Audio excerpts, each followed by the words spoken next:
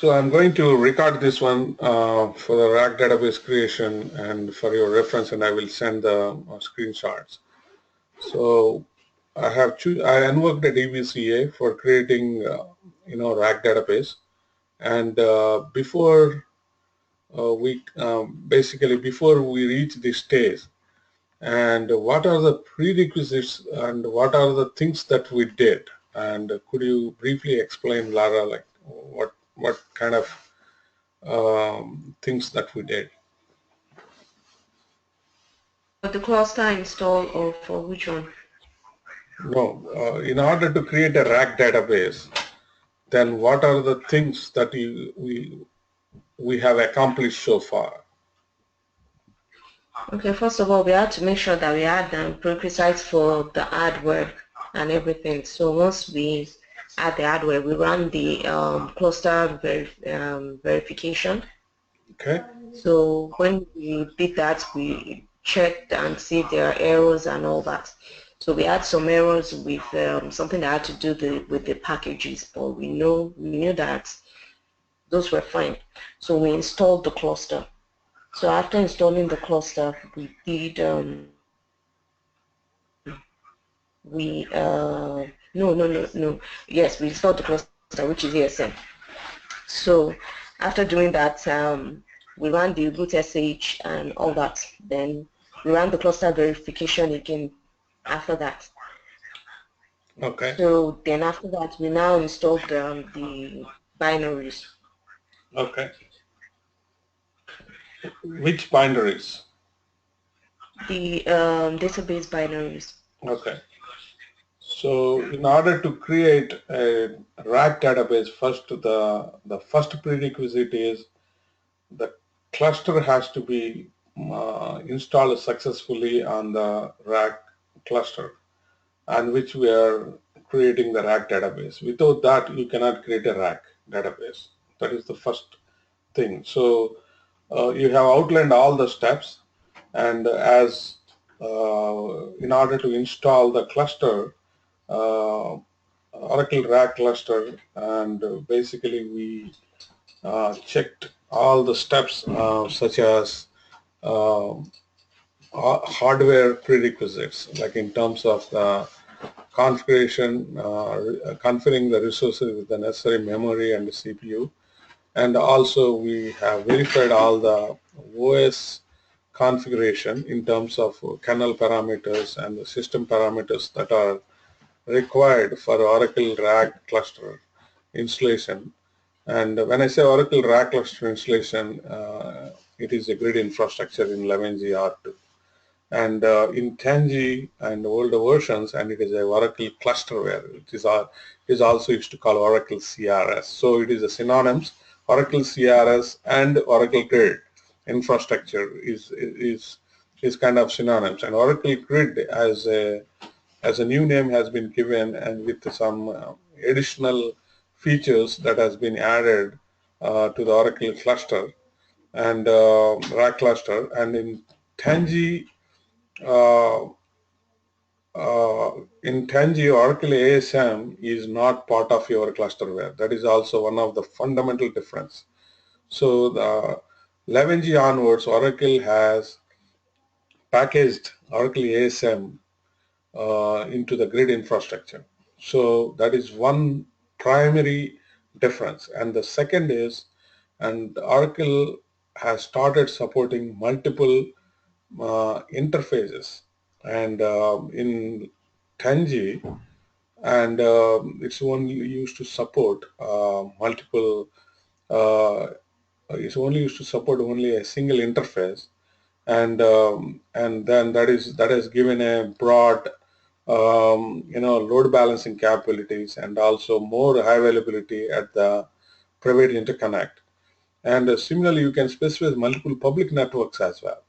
So if you want to segregate the application traffic onto multiple, multiple networks, and then you can still do that. And similarly, there is one other difference between Oracle 10G R2 and 11G R2 is Oracle 11G R2 has started a scan listener, and it is only specific to the 11G R2 onwards and the single client access name. As you have seen yesterday, um, there are we have configured the scan listener for the entire Oracle cluster, and so that allows a single client access name, and whenever there is a node configurations changes such as node addition and node deletion, and there is no impact to the application configuration as you are referring scan name, which is a single client access name, which is one line configuration, and that has given a lot of reduce a lot of maintenance overhead whenever you add a node or delete a node in Oracle clusterware. So these are some of the fundamental differences between 10G R2 clusterware versus 11G onwards. So the fundamental things are ASM is a part of an Oracle cluster infrastructure, and so that has been renamed as Oracle Grid, and it has started supporting multiple interfaces for the private interconnect and also public.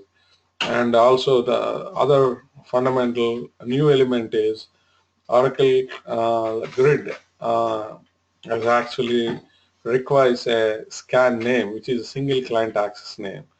And the fourth difference is, and Oracle 10G R2, the clusterware installation, and requires raw devices for storing OCR, which is Oracle Cluster Registry, cluster metadata information, and as well as for the quorum disks, and which are also called voting disks on a raw devices. And from 11G R2, and Oracle has started storing those files in ASM itself, in ASM disk group.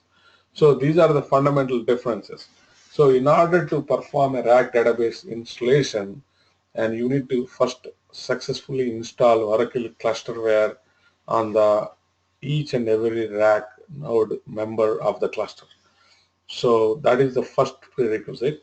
And the second thing is, and in order you need to install the database binaries, and during the database binary installation, and as you have seen, and you can install uh, RAC1 specific binaries as well as RAC compatible binaries and also standalone binaries. And when you start the database software installation, and it has given those three elements, and we have chosen and RAC software database binary installation.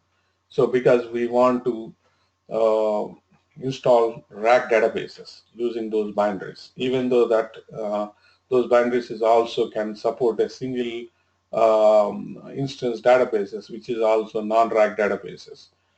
And so those are the some of the pre work that we did before we reach the stage where we are in a position to create a RAC database as of now. And before we do the RAC database creation, right, and we need to actually decide about our database storage. And as part of the clusterware installation, so far we created only one disk group, and which is uh, dash OCR underscore and voting. OLR group. So that disk group is only for OCR and voting. And Oracle is not recommending store any other data files and in that particular disk group. So in order for creating our database right now, first of all, we need to create our ASM disk groups in order to store the data files pertaining to RAC database. So before I create a RAC cluster database, and I'm going to create ASM disk groups using Using which tool? ASM CMD. And is there any other tool that you know that to create apart from ASM CMD? There's the graphical one. Um, um, It is ASM CA. Okay. It is called okay, I'm just see. Sorry. yeah. It Which is one? Automatic Storage Management Configuration Assistant. Okay, so these are the, Okay. you can also create using SQL Plus also. So how we can create an ASM disk groups?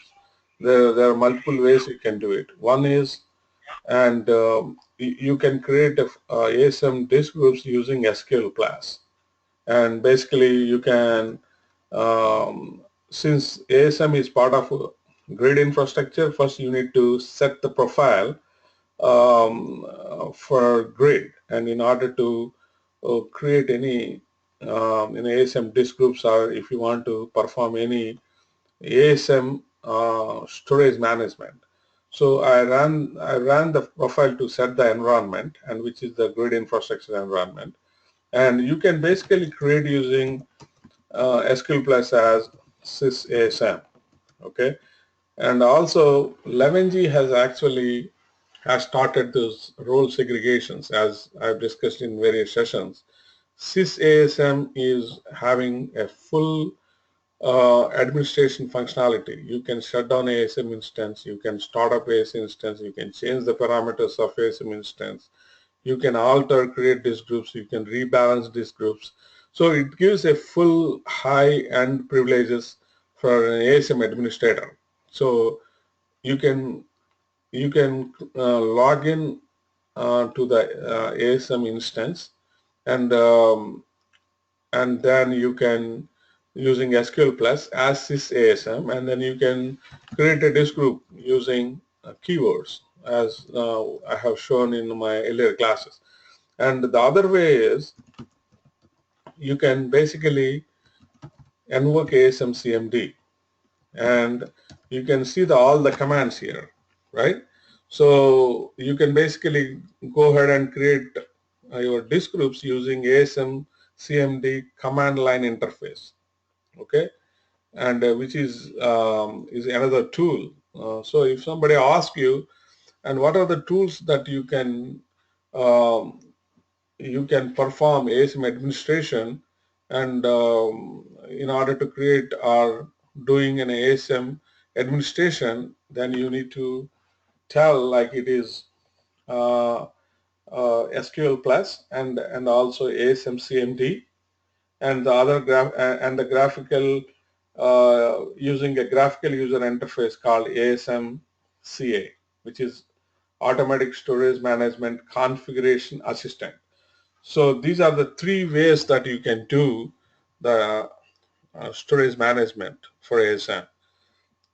So you can basically create the disk groups using the commands. Like if you don't know the commands, and you can log into ASM CMD and you can type, and then you can say drop disk group, and create the make disk group, and so you can list the disks, and you can keep the disk group mount or unmount, and you can do all kind of operations, whatever you can do from graphical user interface as well as SQL Plus.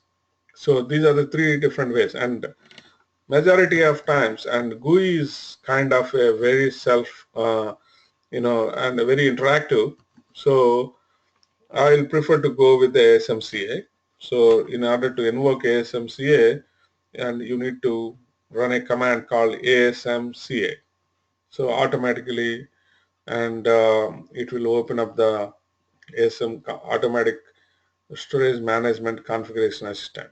So right now, it is a graphical interface, and I think probably you guys might have already gone through all these um, activities in the single standalone database, administration and disk group creation. So is the same way that you invoke on any one of the node, and then you see the disk groups, and then you can create a disk group.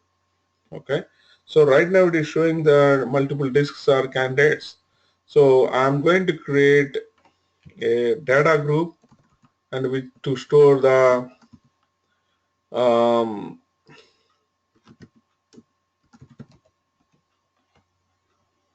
okay, and I'm putting a name called dash underscore group, and as I mentioned, you can give high, normal, and external.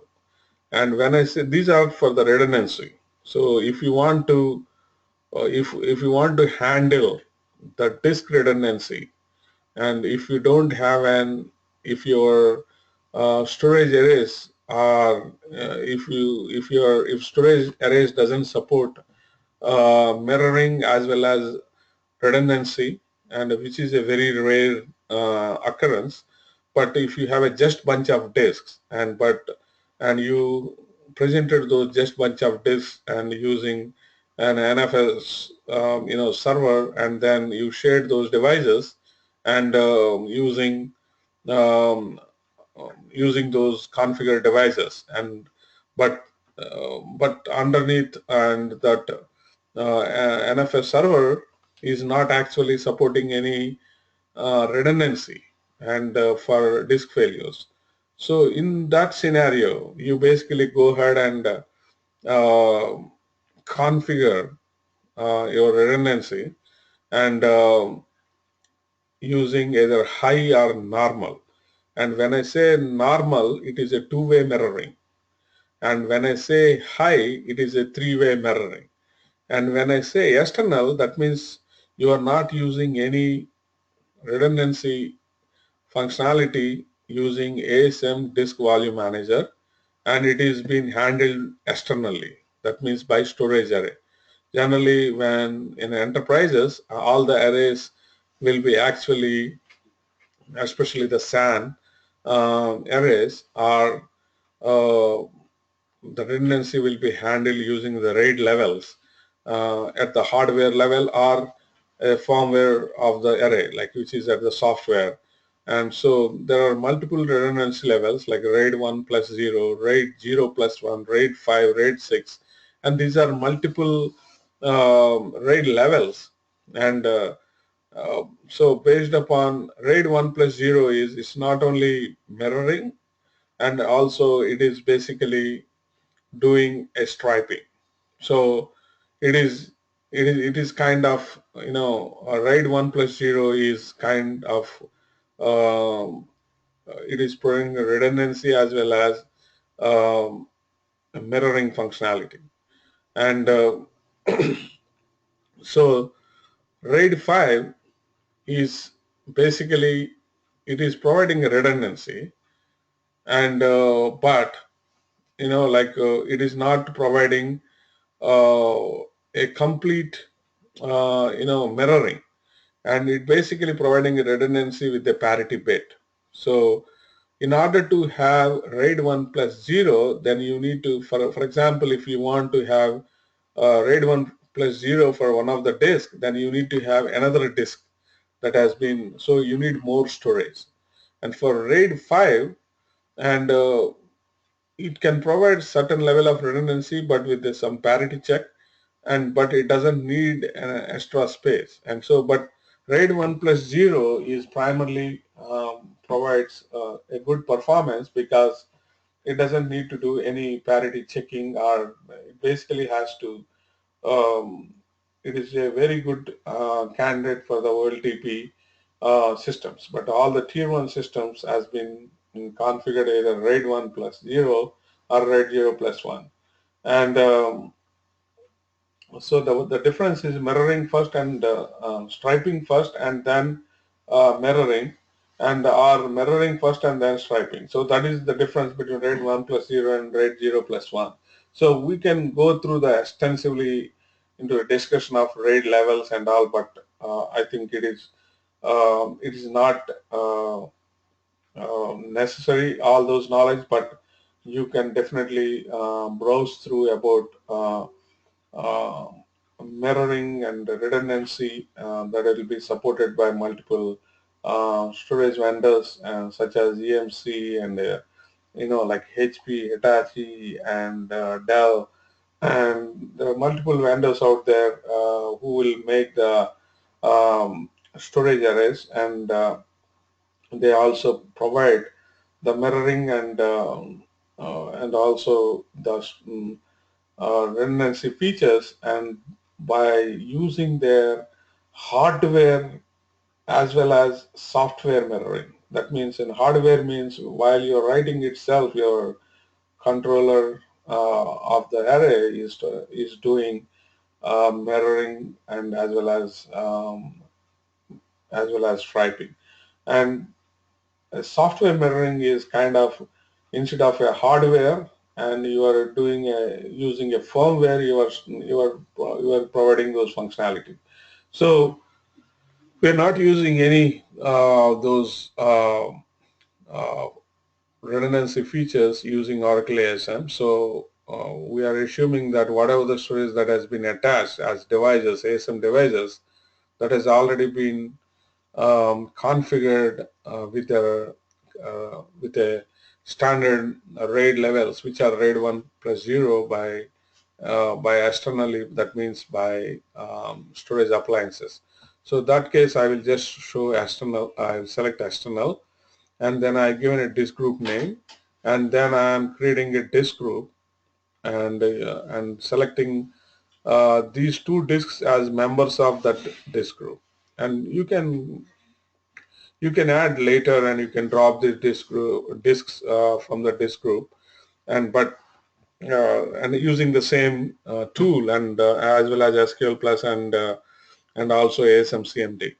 So right now, for our example sake, I'm creating a dash underscore data group, and for storing our database shared storage while database creation.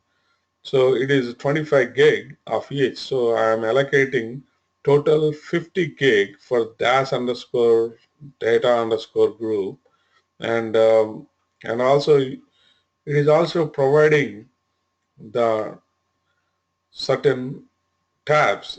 Are you storing any quorum files here?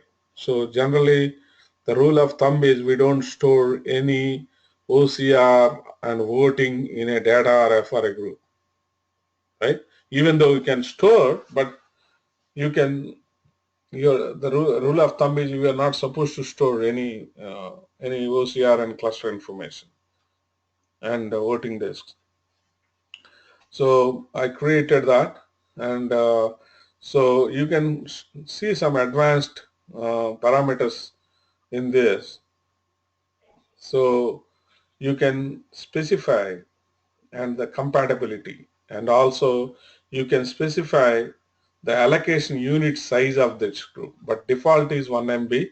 Suppose if you want to have bigger allocation unit means it is the width that ASM, because ASM will write on the disks using this particular unit. It's just like in operating system, when you write, operating system has its own block size. Similarly, for the ASM disk group, in order to write onto the while in a normal database operation, while it is writing, it will basically take that allocation unit as their primary unit uh, while storing while storing the data in the ASM disk group. So you can, on 11G onwards, Oracle supports multiple allocation units. So if you have multiple ASM disk groups, you can create disk groups which have multiple allocation units. And the reason you specify this allocation unit is based upon your data size, and it is all application driven, and there is no rule of thumb that which allocation unit is basically best suitable. It is all depend upon the extent of your application and the kind of data that you are storing in database tables, and if you are in a very big OLTP environment, and there will be smaller allocation units, and if your databases are data warehouses or decision support systems, So you are having a bigger fact tables. So you might be needing a bigger allocation unit in order to write a contiguous data of pertaining to the data segments or like index segments. So based upon the type of your database and the way that you select for the table spaces, it is the same thing that you can define your allocation unit size, but in default it is 1 MB. So I'm not changing anything. And also similarly the compatibility, right? So suppose if you are actually running your clusterware on 11.204, right now we have installed the base version which is 11.2.0, and we are going to upgrade this clusterware to 11.204 in a rolling fashion in our next class. But the compatibility over here is what it is mentioning is if your clusterware or grid infrastructure at a higher version, and if your database versions are lower. For example, you installed 11.204, or if you upgraded this clusterware to 12C, and but your database is running on these RAC clusters could be 11G databases, and also it is also living with the 12C databases as well. So in order to have a compatibility for 11G databases, and in order to see the 11G compatible disk groups, and you need to specify this ASM compatibility here.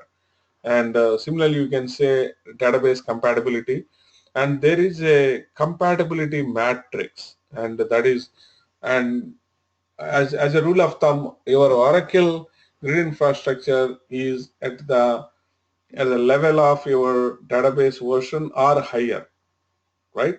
That is the rule of thumb. Suppose if your database's version is 12C is the latest version, and also you have databases running on the 11G, so you need to initially has to a grid infrastructure in 12C. And if your databases are all 11G, and 11G also having multiple database versions, right? 11.202, 11.203, 11.204. So, but your grid infrastructure is always has to be at a higher version, uh, which has to be supported by the highest version of your database that is using in the cluster. And so in order to have multiple databases running on the same cluster, so you can set those compatibility values for creating the disk groups. So you can, the disk groups can, there will be multiple disk groups that has been compatible to various versions of the databases. Is it clear? Yes, perfect. Okay. So right now I'm creating a data group. So I'm hitting OK. So, and ASMCA will does the magic, and in fact it is running the same commands that SQL Plus is running, and ASMCMD running while giving either SQL Plus commands or ASMCMD interactive commands. So disk group created successfully. So we have successfully created one disk group, and so we'll also create another disk group for our redo logs as well as RK logs and flashback logs in order to, and also our fast recovery area in order to store our backups as well as uh, um, apart from the redo logs and RK logs and flashback logs. So I'm creating another disk group for FRA, and I'm naming that one as dash underscore FRA underscore group. And again I'm selecting an external, and I'm selecting two members, and which is of 10 gig each. So FRA right now has been sized to 20 gig, and I'm creating this disk group.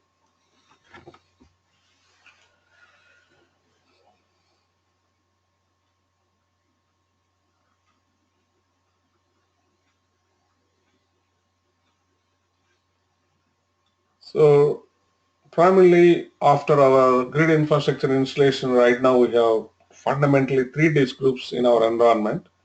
So one is dash underscore OLR underscore group, and which is primarily for during the clusterware installation, and we stored our quorum files, which are coding files, and as well as OCR files. So if you want to see the configuration of this, then you can basically see here. And so you you can basically see the attributes, right? And so it is compatibility to this, and 11.2.0, and database compatibility is this, and also the disk repair time. And so this is the time pending after the disk is offline before the ASM instance drop the disk and rebalances the data on the other disks. So from 11G onwards, Oracle has given automatic disk repair. So when ASM disk group actually identifies that one of the disk has been corrupted, or one of the disk has a problem, and immediately it takes the disk in offline. But and it is basically but it is not dropped from the disk group. So you can still use certain methods in order to do the disk repairs. And so 3.6 hours is the default time, and you can increase the time uh, in order to, based upon the size of the disks, and based upon your application requirements, and also uh, based upon the actual hardware uh, configuration attributes, right? And whether those hardware, the disk has been presented as from the storage array or from a network storage, or based upon those parameters, and you will size this environment and size this parameter. So fundamentally this parameter is to, in order to before it drops the disk groups and rebalances the data. So that means once it is offline, the disk, and after 3.6, automatically the disk will be dropped and the rebalance will be started. And and if you don't want to start the rebalance more than 3.6 hours, and you need to change this parameter. So, so this is one of the things. And since it is a quorum disk, and I just want to show the parameters of this. View status. Suppose if I dismount this, what will happen? The cluster will fail over. The cluster will fail over. It will fail because Yeah, that's where it comes to the yeah, configuration. So it crashes. It will not fail over, and it crashes, right? The cluster I will, didn't say fail over, I said it will fail. yeah. So failover means it is failing to somewhere else. Okay, now cluster is completely dead if you Yeah, I actually know, I take didn't one. say fail over, I said fail. Yeah. Okay, so so if you want to see the, I don't want to take now the disk group down, and because we want to proceed for the database installation. So these are the three groups right now, and now we are at a stage to start the database creation. So I'm invoking creating a RAC database, and you can create using again SQL plus, and you can specify using an keywords as creating a cluster database. And but the easiest way you can do it is using a DBCA graphical user interface, which is called database configuration assistant, and just like a single node database creation, and you invoke this tool for the RAC database creation. So you basically invoke this tool using DBCA, and using a command, typing a command DBCA, and Uh, so right now I didn't set my home for, I think right now my home has set me into the grid, right? Oh, yes, sir. So, Sure, yes, sir.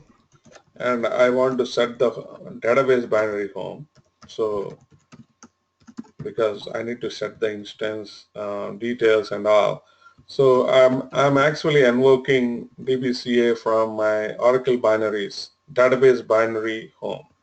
So DBCA.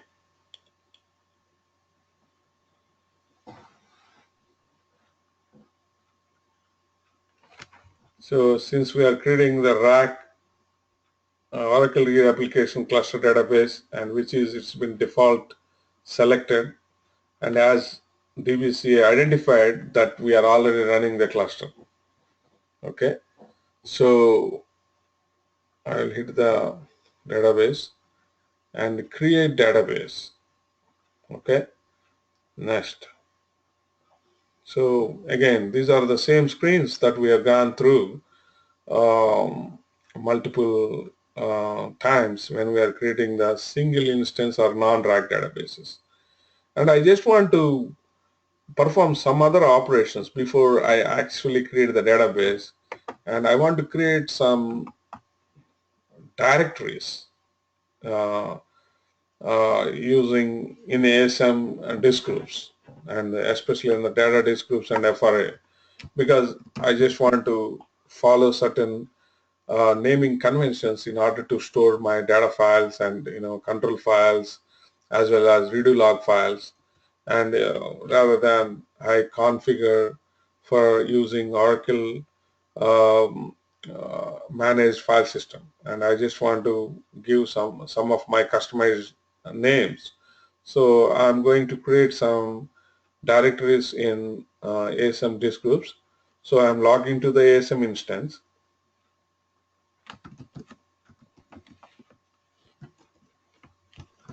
and in order to create my directories, I can create in using ASM CMD or using SQL Plus. I'm using SQL commands, and in order to create my directories, first I need to set the environment. So echo Oracle SID and echo Oracle home, and it is showing that it is set in instance ID as ASM 1, since it is showing 1 because it is a RAC, so you have multiple ASM instances for the RAC nodes. And so I am invoking my command line asmcmd. I'm listing the disk group, and then I'm going to dash data group, and I'm creating directories in order to.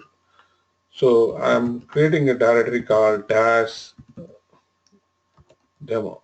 So this is the database name that I'm creating uh, while my demo. So I'm creating a directory dash demo, and under dash demo, is it mandatory these steps?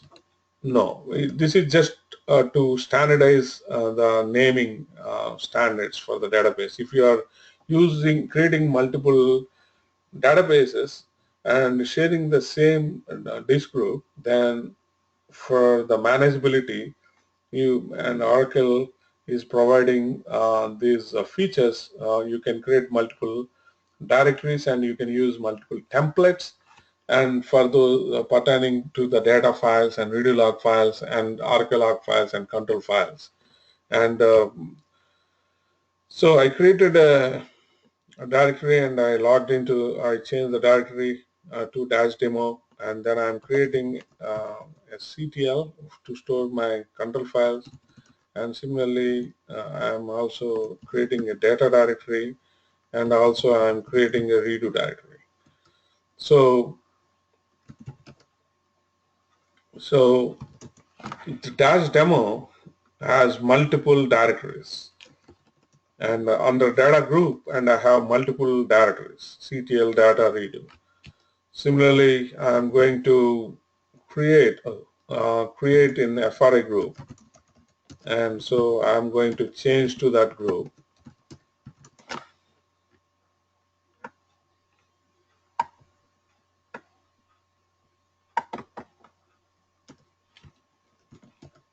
And I'm creating a directory called dash demo, and I'm changing there dash demo, and I'm creating my redo directory, and I'm creating archive directory for storing, and you can also specify directory called recovery, and to storing all recovery related files, and especially for fast recovery area. Okay, so I have multiple directories, so I'm going ahead and now creating a general purpose transaction processing database, and it is basically giving what type of database you are want to what type of a database is this, either it is a OLTP or is it a data warehousing, or it's a mixture of OLTP plus data warehouse. And what these options will drive through is it sets up some default memory configuration for your SEA and automatic memory management, automatic shared memory management, and also it sets multiple uh, defaults based upon the type of the database that you are creating, and you can customize it, and um, in order to customize on your own on one based upon your type of your application is as I said, is a hybrid of both OLTP as well as data warehouse. So in order to get more defects, you can basically see that general processing or transaction processing, and these are the components that it is basically um, creating, and these are the parameters that will be set. So uh,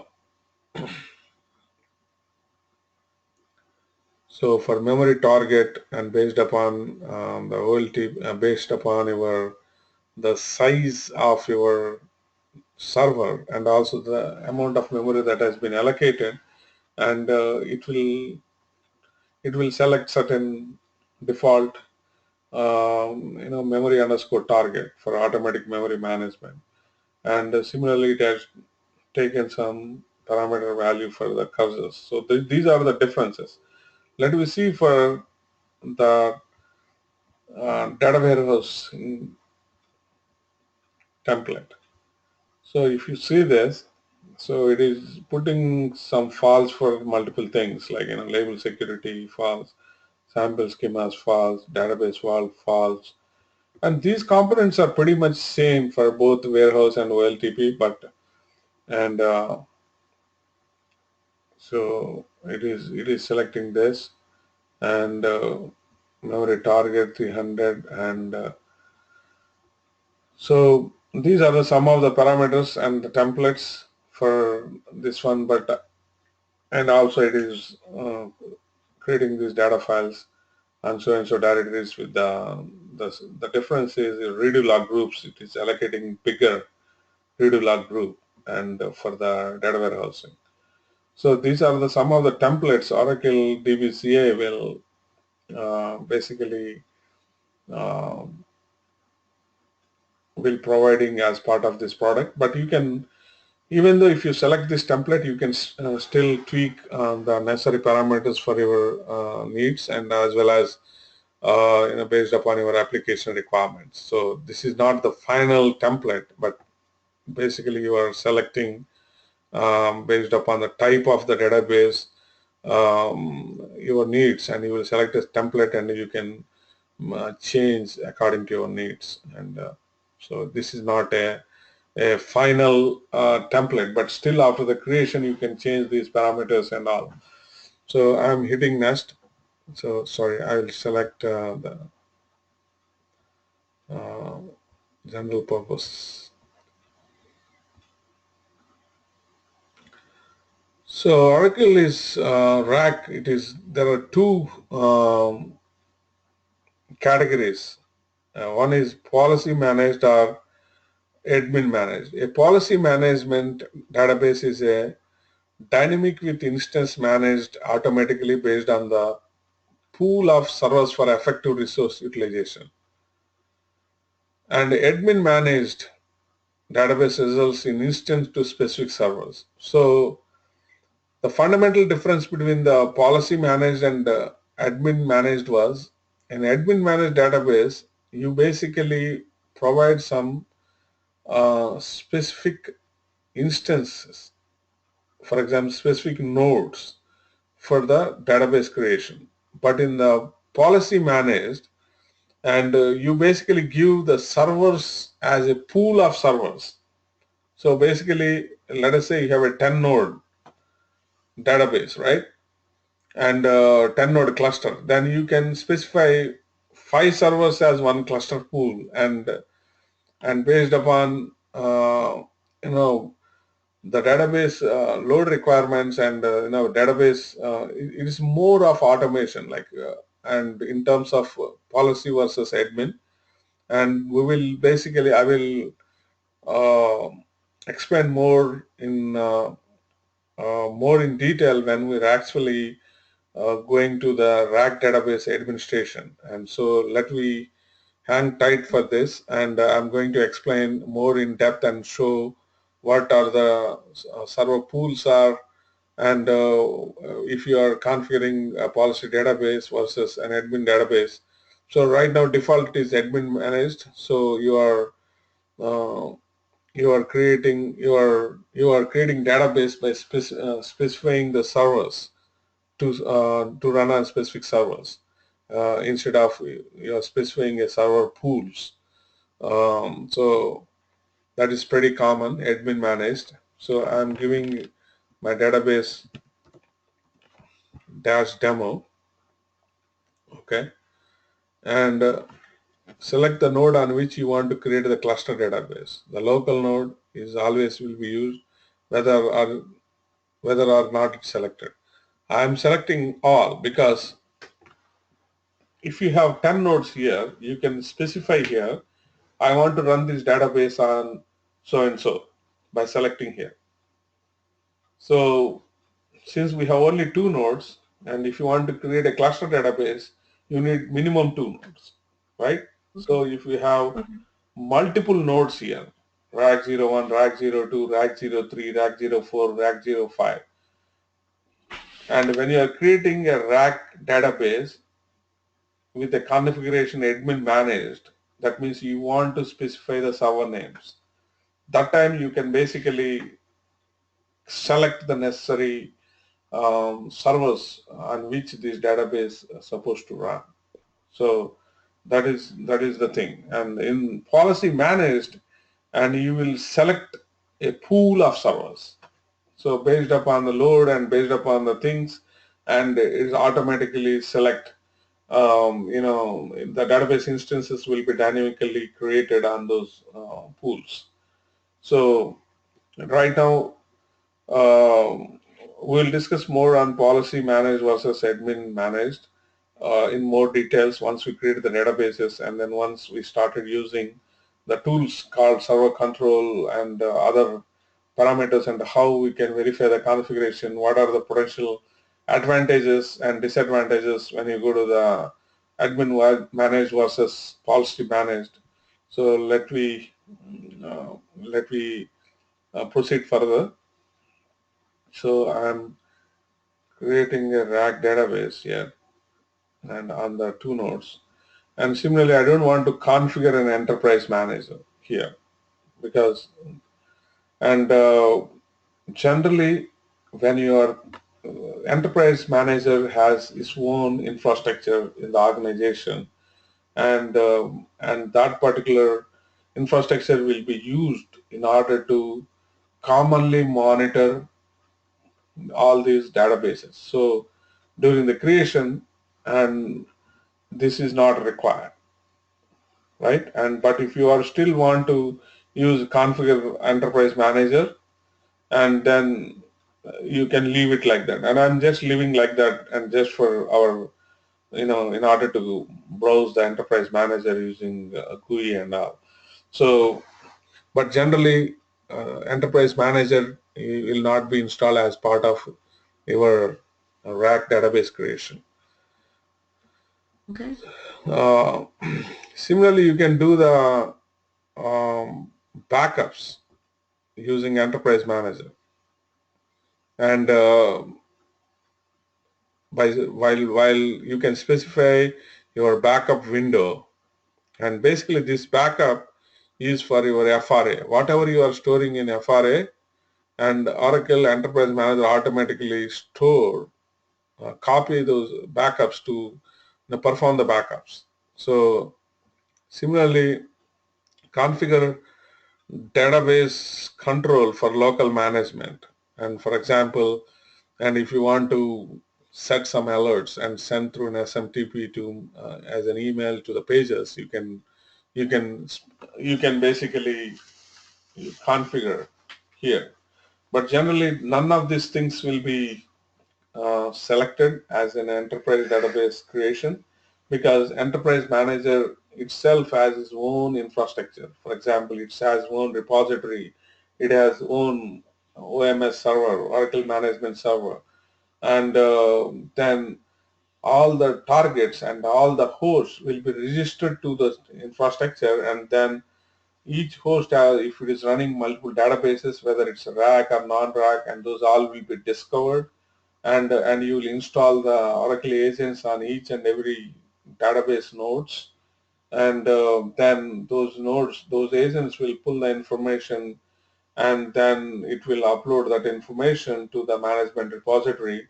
Then enterprise manager is a centralized monitoring as well as alerting infrastructure, and that as itself is a has its own installation and own configuration, things like that. So I haven't covered so far enterprise manager, but I'm going to create a Oracle management repository, and also I will set up enterprise management infrastructure for our understanding, and also we will register some of the databases that we created, which are RAC and non-RAC, to EM, and so that we can use enterprise manager for our effective monitoring, and also we can perform the administration as well directly through EM.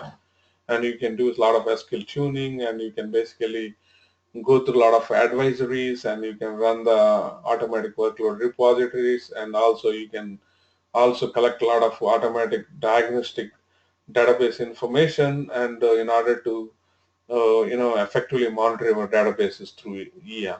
So right now I'm selecting configuring uh, in the database software, because we don't have a separate infrastructure for enterprise manager so far, and but in order to monitor through EM, I'm just selecting configuring in this database itself.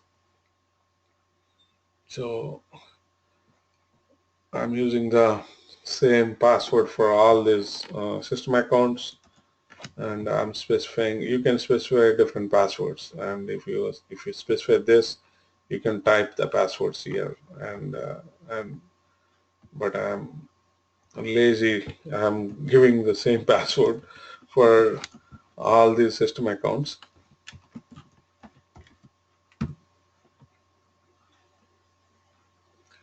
So yes, I still want to continue.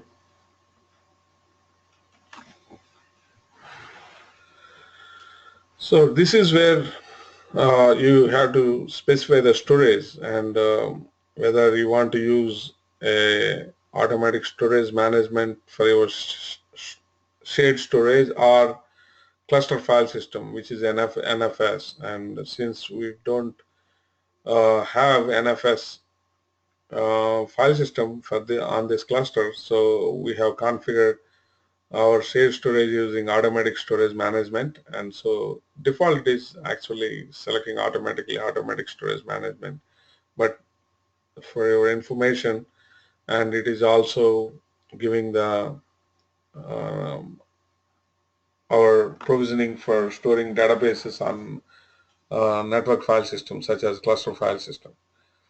So I'm selecting automatic storage management, and also it is also default is selecting use Oracle managed files, OMF, Oracle management file system.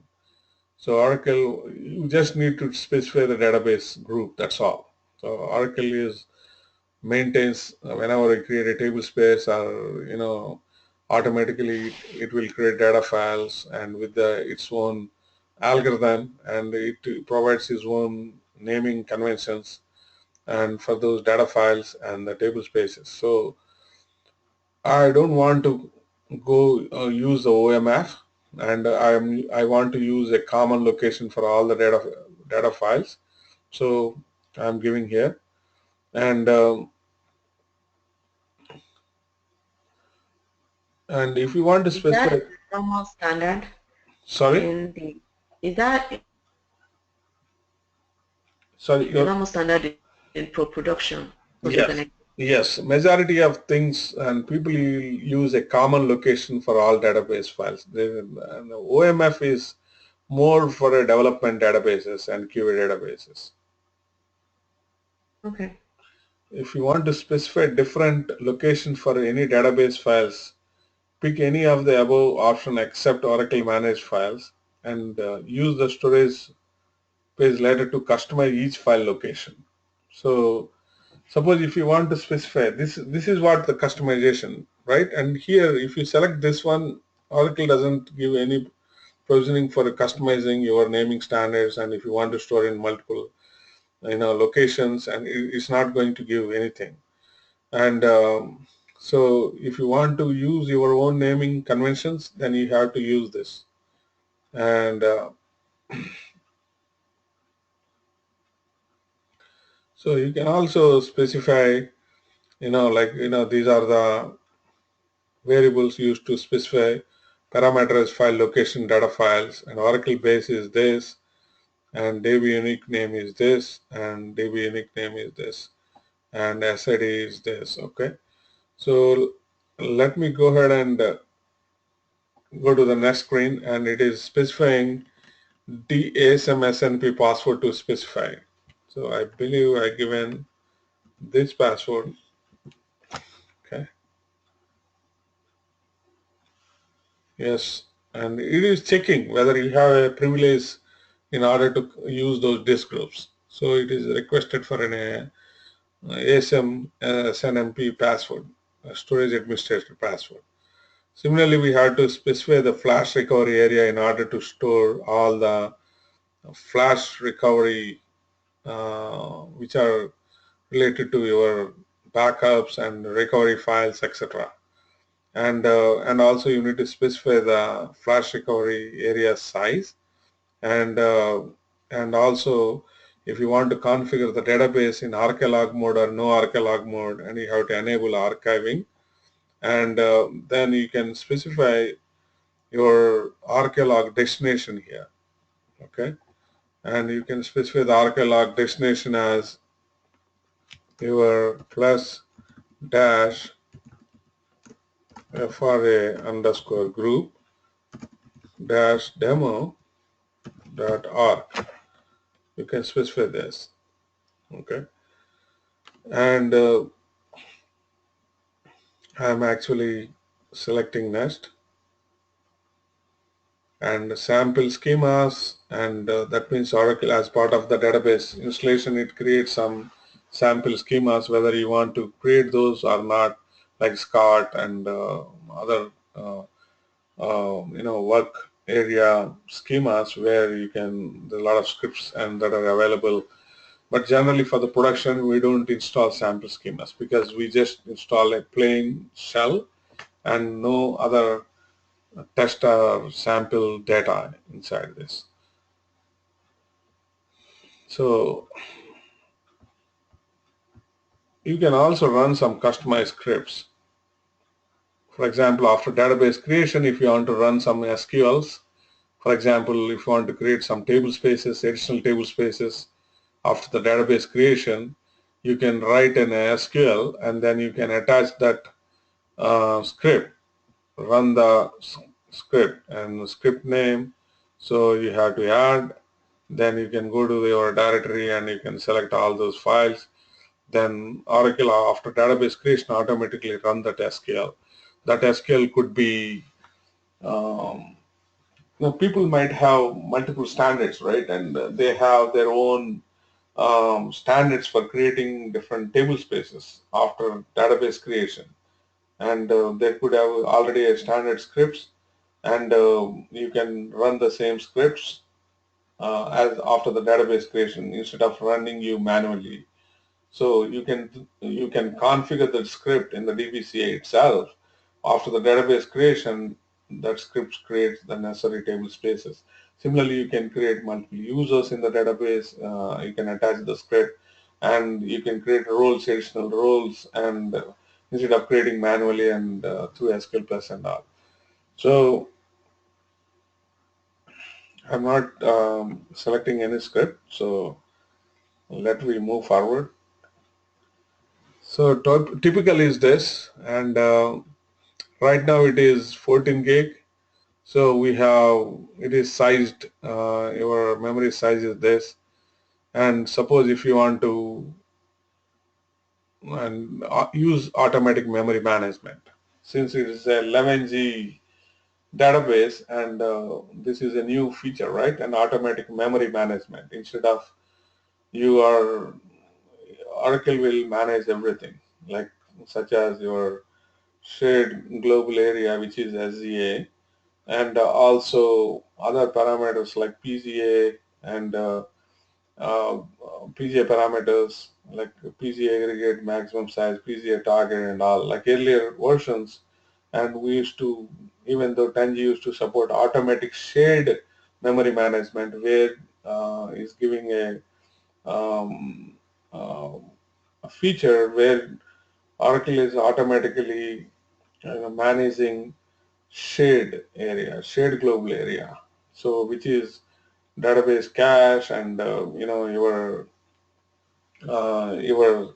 SZA, shared global area, which consists of library cache and row cache and large pool size, etc.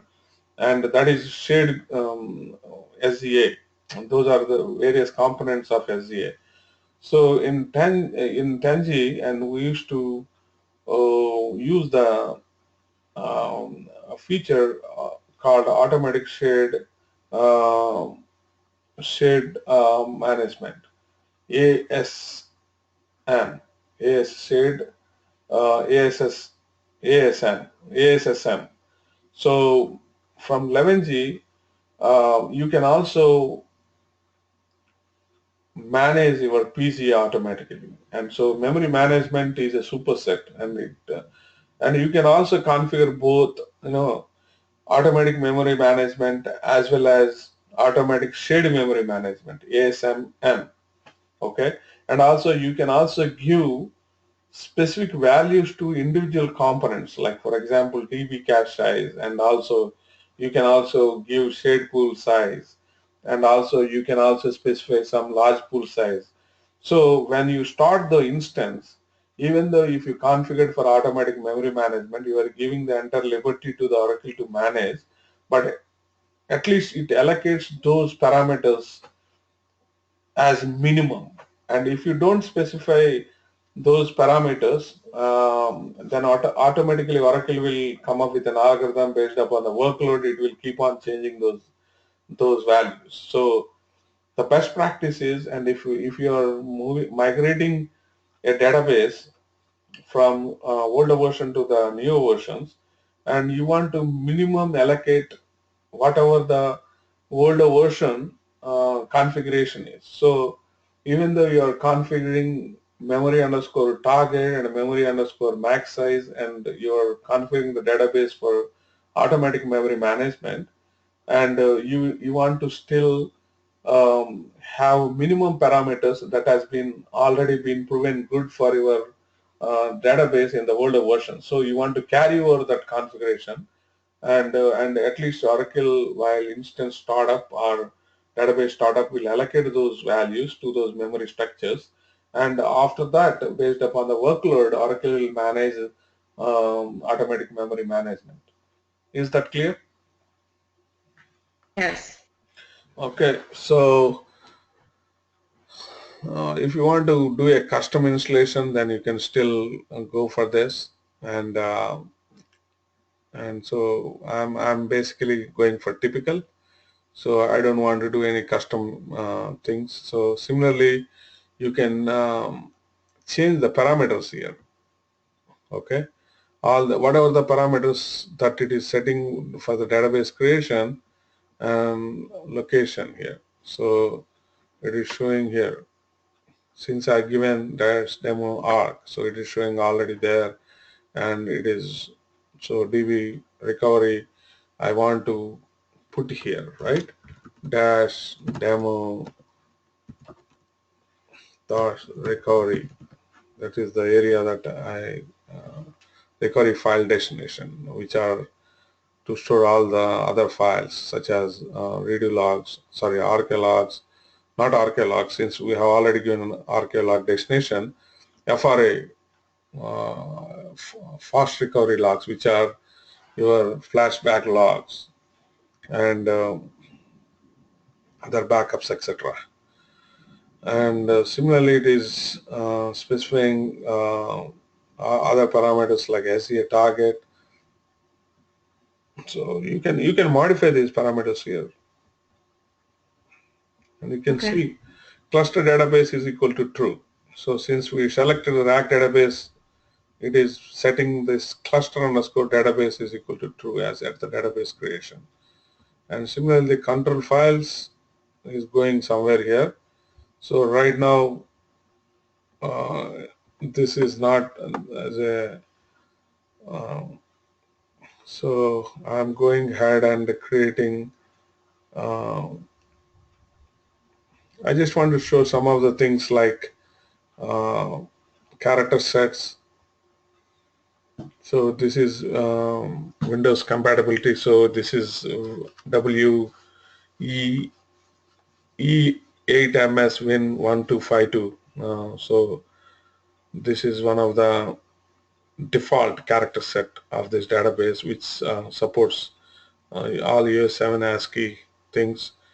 But if you want to support multiple languages in the database, then you basically need to use some other character sets like AL30 UTF-8, and which is for Unicode, and or you can choose some of the different UTF based upon your application requirements, right? So this is for all US related um, English speaking countries, and this is by default. And similarly, the national character set, and you can also select this, and which is for this multi languages is this one, and but it is, this is the default one, and so default language is American, default data is this, and you can also select based upon your country, region, and the type of language that you are actually using for this database. So Oracle support multiple languages, so you can store accordingly. So connection mode, since it is dedicated, and still you can shared server. You can create this database as a, even though it's a RAC database, but you can create this database as a shared server mode. That means you can have set of background processes which are background process and which will be shared across multiple user processes, right? So, but for majority of production, and it's a dedicated server, each user process has its own dedicated shadow process. So that is you can still establish for the RAC database, and so I just want to show some of these options. And similarly for the customization, I can give my naming here, So dash data group, and I'm creating, um, I'm just creating here. I can give my naming dash demo, and I want to create an CTL, and I'm giving a name called dash demo. Uh, Control, I'll say dash demo CTL1, and similarly here I'm creating an FRA group. So I'm creating an FRA, and it is, I'm multiplexing the control file dash demo CTL dash demo CTL2.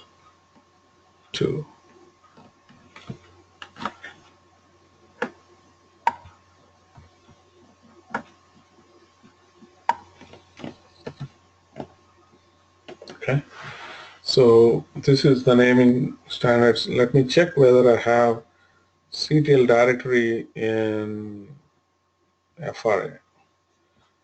Okay, let me log in, duplicate session, and Raquel, and I'm giving the passwords, and I'm setting the profile for accessing my ASM, and which is the running the profile of grid environment, and I'm invoking ASM CMD, and I just want to verify before I customize those namings and whether all the directories are there proper.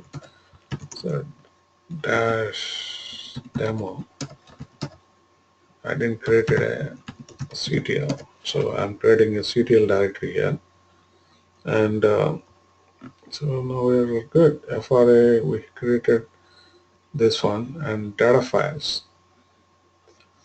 So system DBF, right? So I want to put a tab dash demo, because instead of I want to actually read as a system file, and if it is having multiple databases, then I just want to segregate those files with its own naming convention dash demo under table space and dash demo user table space, and also RAC database has each instance has its own undo. So since RAC database has its own RAC database have multiple instances, and each instance has its own undo. Okay, and that is the key. And so for a single instance and only one undo for the entire database,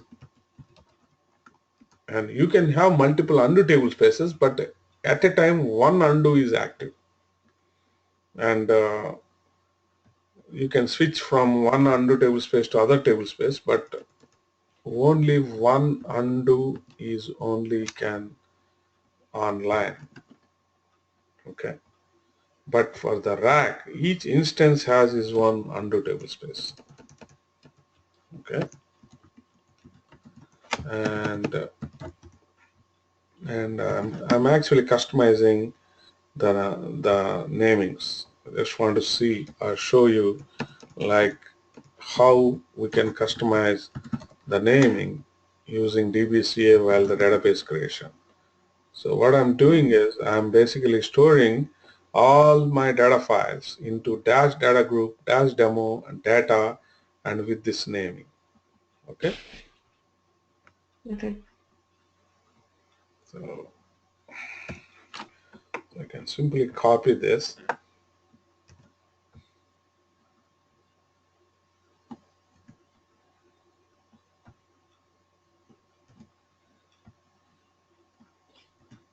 So similarly, the redo log groups. So I have multiple 4 groups has been created. So each has a 512 MB. So right now this is the path it is setting here. So I'm creating dash demo, and I want to uh, create in a directory called redo, and I want to give this as dash demo redo 01. I can also add another FRA here, and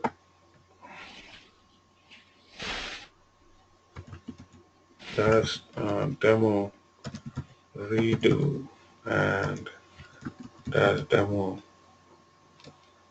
Uh, some reason it's not showing here.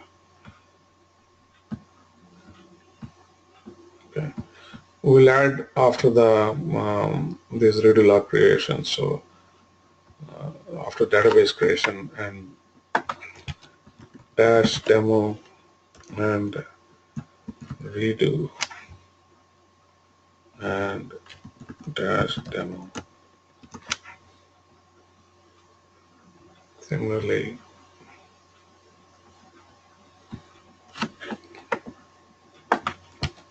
dash demo, and I'm customizing the naming. What I'm doing is just I'm customizing the name dash demo. Similarly, for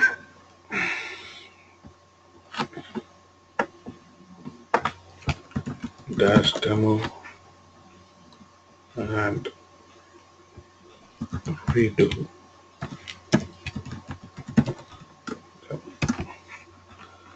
So I created those.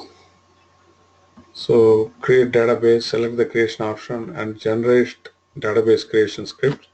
And if you once you see this, this is actually not only creating the database, and it is creating those whatever the scripts for your later reference, and it is putting those scripts in this directory. So once you finished, click OK. Then it gives a summary.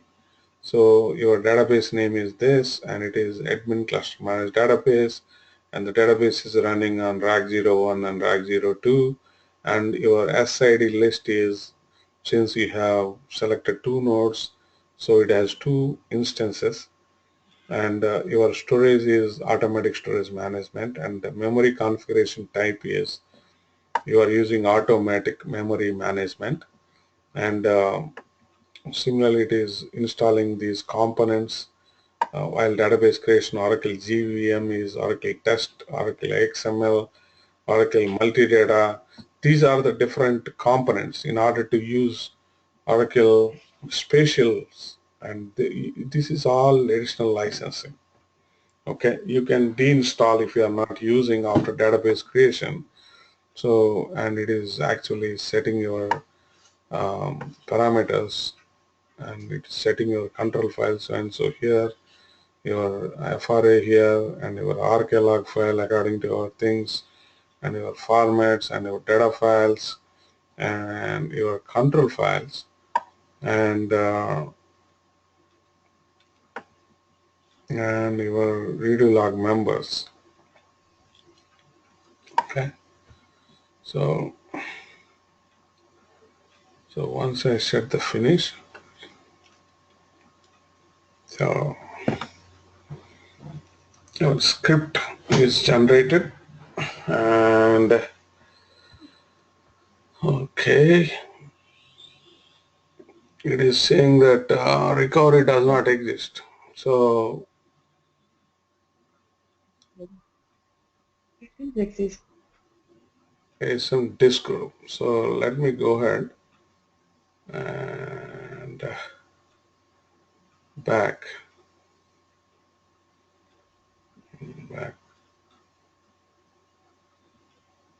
Next.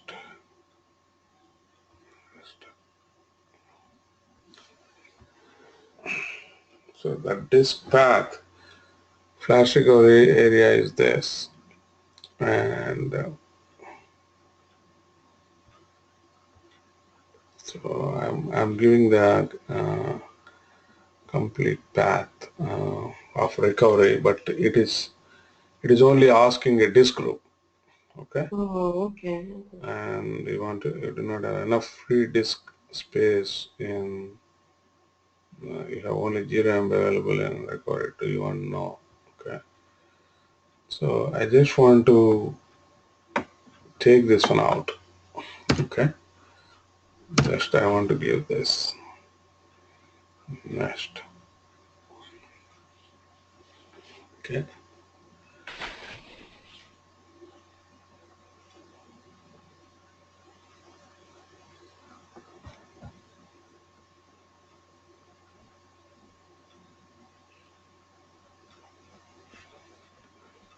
Okay. I think some reason it is not taking this dash demo dot redo dash demo. Similarly,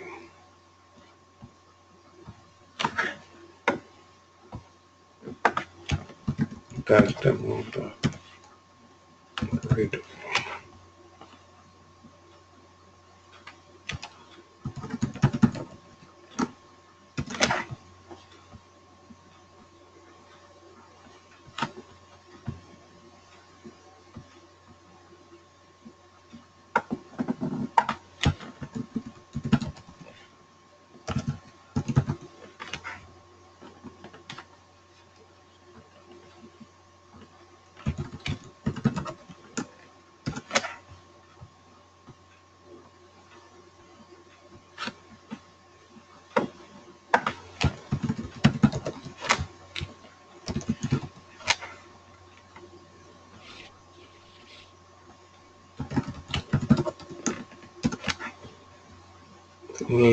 Similarly, I noticed here in control files, yeah, it is.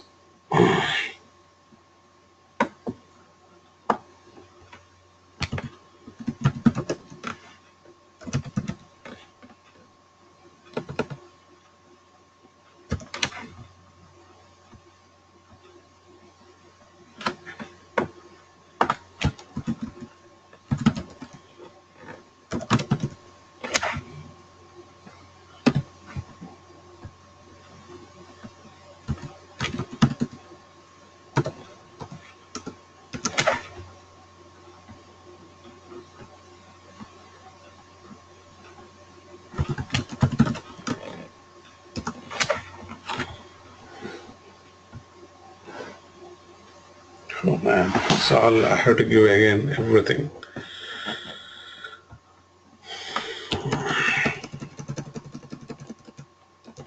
Dash demo.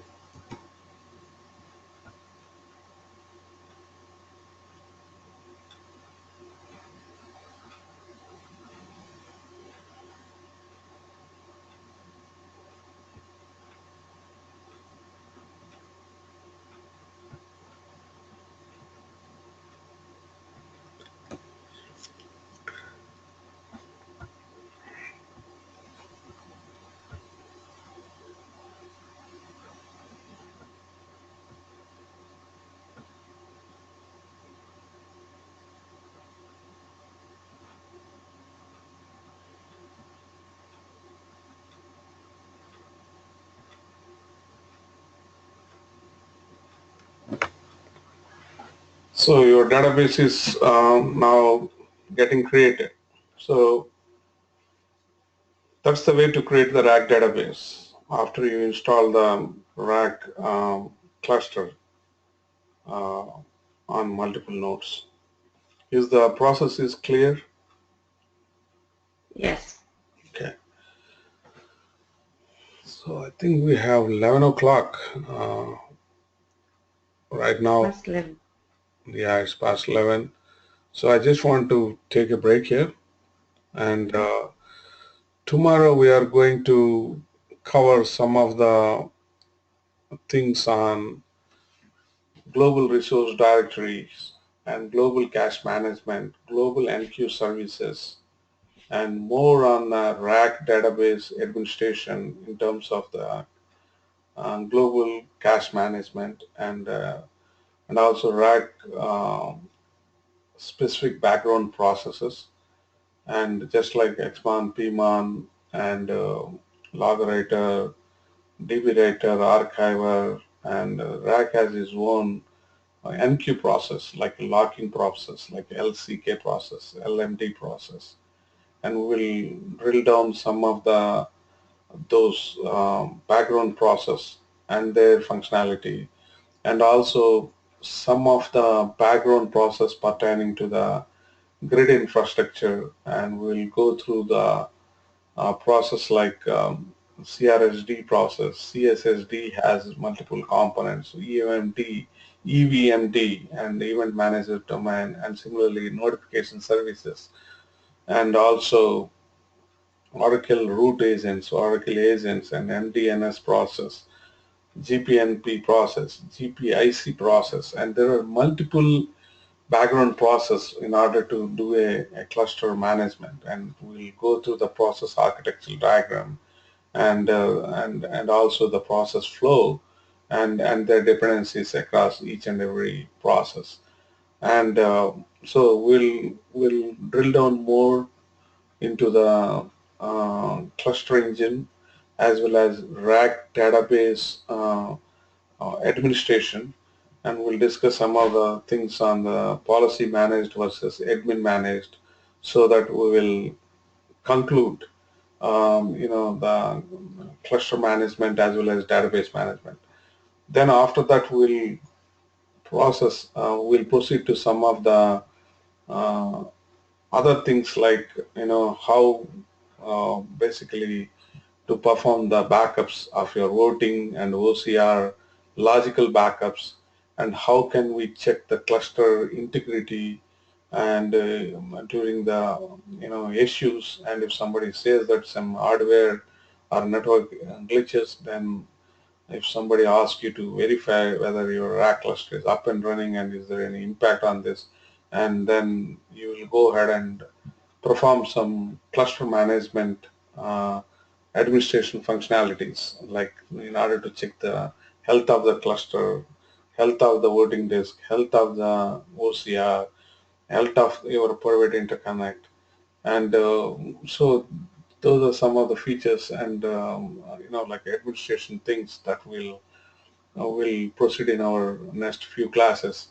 And also we'll perform some OCR migration to another disk group, and or adding additional disks to the data groups and as well as FRA group, and how to perform the disk rebalancing and disk repair and while the database is online. So these are some of the stuff, and then we'll proceed for the enterprise manager for the monitoring as well as for configuring electing, and then some of the concepts on Golden Gate in order to perform the migrations. And while we are discussing all these things, and I just want to migrate this data cluster from 11.202 to 11.204, and then we'll also um, migrate the database from 11.202 to 11.204. So before I give this notes to you, I just want to upgrade this cluster to 11.204, and then database from 11.202 to 11.204, then to 12c. I will hand over the cluster to you. Then after that, it's all yours. Then you can perform deconfigure uh, the cluster where you can deconfigure the database software, then you can basically start installing OS yourself, and do all the pre-checks and for necessary packages for the RAC installation, and also you can run a cluster verification utilities for in order to proceed for the Oracle RAC clusterware installation. And so I think I just want to hold this cluster for another 3 to 4 classes for our upgrades, and then I will hand it over to you. Okay. Okay. Good night. Yeah. All right. Good night. Yeah.